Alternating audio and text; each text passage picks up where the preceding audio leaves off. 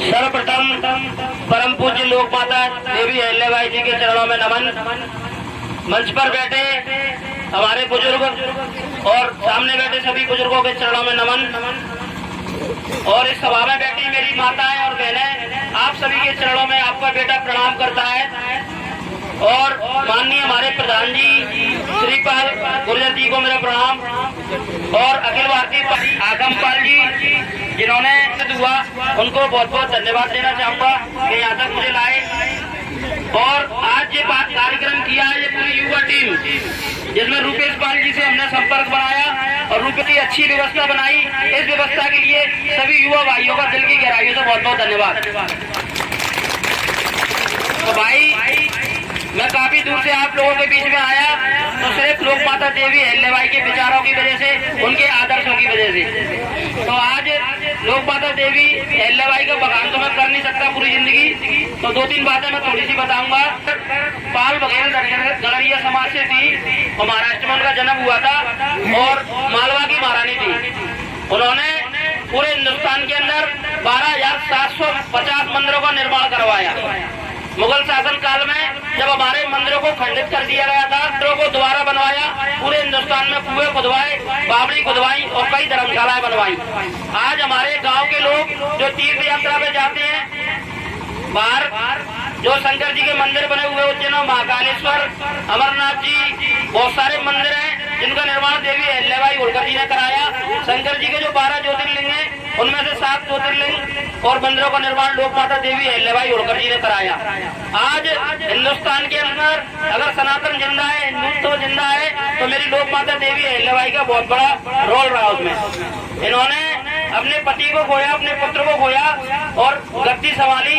इनके ससुर मल्हारा होलकर थे, तो इसके बाद चाहती तो आराम कर सकती थी, लेकिन इन्होंने अपनी पूरा पैसा, पूरी जायदाद मानवता के लिए करी और लोगों को सेवाएं देने के लिए करी। और शंकर जी की पिंडी लेकर ये न्याय की देवी थी, तो लोक माता का इनको दर्जा मिला था। तो उस लोक माता देवी अहिल्याबाई की हम एक संगठन बनाया, पाल बघेल युवा संगठन, जिसमें हमारे सभी साथी बैठे हैं। करीबन 4,000 लोग इंडिया में जुड़े हैं। तो बेरोजगार लड़के थे हम, हमारी उम्र कम थी, तो हमने सोचा कि हम मूर्ति नहीं लगा सकते क्योंकि हमारे पास इतना फंड नहीं है, तो गांव गांव जाकर एक बोर्ड तो लगवा सकते हैं। तो करीबन 5 साल से हमारी पूरी युवा टीम गांव गांव जाकर लोक माता देवी अहिल्याबाई का इस प्रकार का बोर्ड लगाते हैं। और मुझे आज बड़ा ही फक्र हो रहा है और बहुत ही प्राउड हो रहा है। ये गोपालपुर जो एक गाँव है, इस गाँव में 30वें नंबर का बोर्ड आज आपके गाँव में लगा, तो इन युवा भाइयों की वजह से लगा, आप सबके आशीर्वाद से लगा।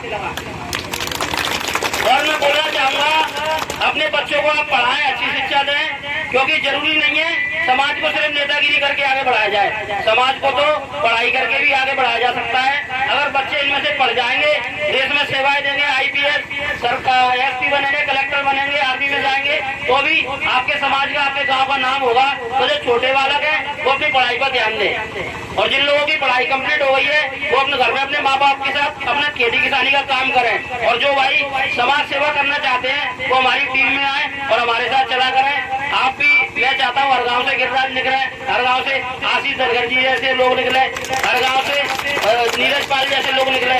तो भाई, आपकी इस धरती का मुझे बहुत प्यार मिला, आपका बहुत बहुत धन्यवाद। बस इतना बोलना चाहूंगा, अगर कोई भी व्यक्ति इस पूरे क्षेत्र में बीमार या दुखी हो, कोई परेशानी हो, उस पर अत्याचार हो रहे हैं, तो आप अपने गिरिराज पहलवान को याद करना।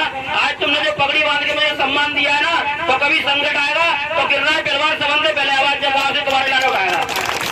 और मैं आपको बता दूं, मैं कोई नेता वेता नहीं हूँ, छोटा सा लड़का हूँ, सिर्फ समाज सेवा का काम करता हूँ। अगर दिल्ली एम्स में, ग्वालियर में कोई इलाज के लिए आए तो आप हमसे संपर्क करो, आधी रात को तुम्हारी मदद करेंगे, क्योंकि हमने इस पीड़ा को भोगा है और बीमारियों से लड़े। हमें पता है जब बीमार व्यक्ति अपने मरीज का इलाज कराने बाहर जाता है तो उसे कितनी समस्याओं का सामना करना पड़ता है। गिरिराज पहलवान का एक व्यक्ति, एक मित्र आप बीमार व्यक्तियों की मदद के लिए खड़ा है।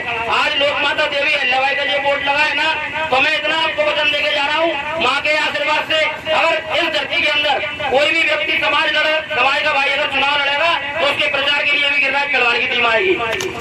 अभी आशीष दरगर जी ने बताया कि हमारे 2 विधायक उत्तर प्रदेश में और 1 सांसद है, तो लोकसभा का चुनाव 2024 में होने जा रहा है। अगर लोक माता देवी अहिल्याबाई का आशीर्वाद इसी तरीके से बना रहा तो हिंदुस्तान के अंदर दूसरा SP सिंह बघेल भी उत्तर प्रदेश की धरती से निकलेगा।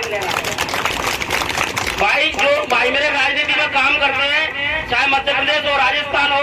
या झारखंड हो या उत्तर प्रदेश हो, तो उनसे इतना बोलना चाहूंगा कि आप अपने नेताओं के साथ काम करो, बहुत दिल से ईमानदारी से काम करो, लेकिन समाज का कोई भी व्यक्ति परेशान है, उस पर अगर अत्याचार हो रहा है तो अपने तुम वहाँ पर गुलाम बन के मत रहो, अपने आत्मसम्मान के साथ काम करो। उन भाइयों को 2 लाइन कहना चाहूंगा, बुलबुल के चंगुल में कभी बाज नहीं होते और बुच्चलों के हाथों में कभी राज नहीं होते।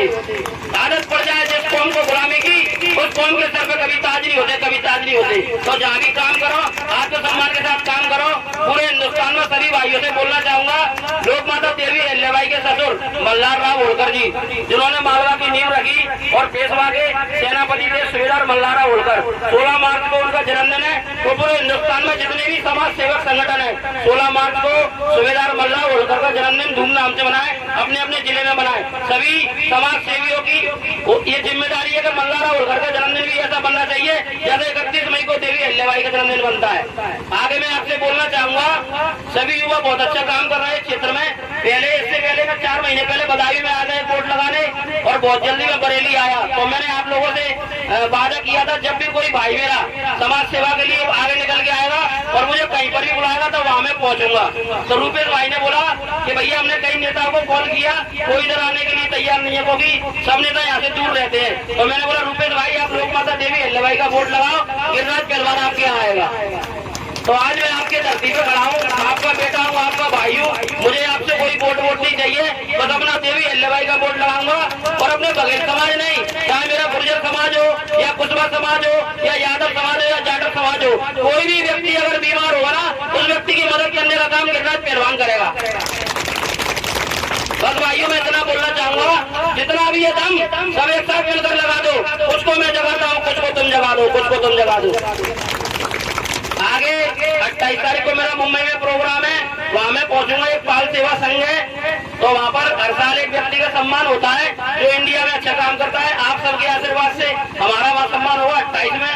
मुंबई में मेरे जितने भी भाई रहते हैं उससे मिलना चाहे 28 जनवरी को गिरिराज पहलवान मुंबई की धरती पर पहली बार आएगा। मैं भी आप सबसे मिलना चाहता हूँ। जितने भी मेरे भाई मुझे कॉल करते हैं, मुझसे मिलना चाहते हैं, वो प्रोग्राम में मिला करो, क्योंकि आप लोगों की संख्या ज्यादा है और गिरिराज एक अकेला है। जब भी मैं आपके क्षेत्र में आऊँ तो आप अपने घर से निकल के आया करो, हमारा भी मन भरता है। क्योंकि एक प्रोग्राम में जाने के लिए गिरिराज पहलवान अपने 8-10 लोगों को लेकर सुबह 8 बजे से निकलता है, जब 4 बजे प्रोग्राम में पहुंच पाता है।